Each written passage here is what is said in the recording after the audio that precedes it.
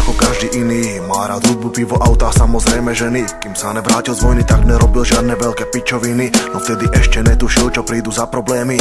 Bol rok 93, pár rokov po prevrate. Slovensko opäť samo, komunizmus nenávratne. Keby vtedy vedel, zmenil by smer životnej trate. Čas sa nedá vrátiť, čo stane sa je nenávratné.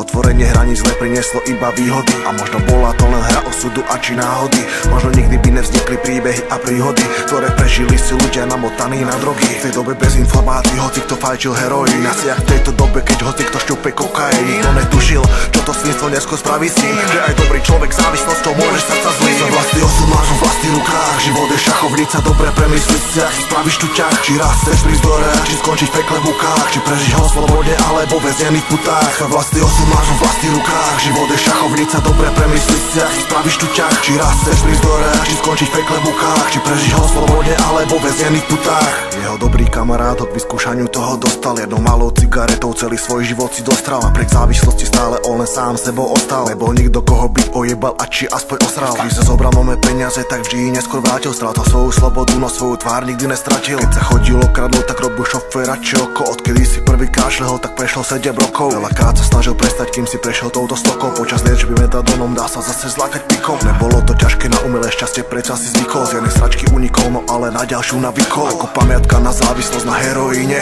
Začal sa mu rozpadávať krk v ľavom kolene.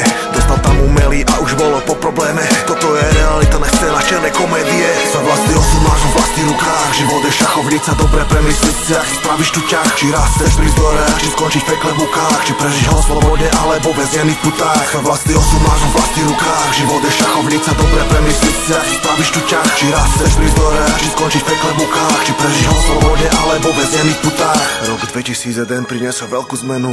Ako feťak poznal silu, cenu pervitínu. Začal s tým obchodovať, už nechcel byť nikdy dolu. Bral to ako robotu a robil všetko pre ňu. Svojím prístupom si rýchlo získal zákazníkov. Bol zásadový, prvýkrát nikomu neponúkol. Dobrá kvalita bola obchodnou politikou. Biznis sa rýchlo rozrastal jeho dobrou taktikou. O pár rokov bol najväčším menom v Bratislave. Není divu, že mal ochranu miestnej mafie. Nikto si nedovolil skákať chlapcovi po hlave a čakať, že ho potom po tme niekto prizabije. No tak to je, že každá sranda vždycky niečo stojí. Osudovou chybou bolo veriť kamošovi. Slučka sa zaťahla, keď na to nebol pripravený. Tovar za 4 melóny, trest 4 roky vo väzení. Za vlastný osud máš vo vlastných rukách. Život je šachovnica, dobre premysliť si, ak spravíš tu ťah. Či raz chceš prísť do hore, či skončiť v pekle v mukách. Či prežiť ho v slobode, alebo väznený v putách. Za vlastný osud máš vo vlastných rukách. Život je šachovnica, dobre premysliť si, ak spravíš tu ťah. Či raz chceš prísť do hore, či skončiť v pekle v mukách. Či prežiť ho v slobode, alebo väznený v putách. Streets Day.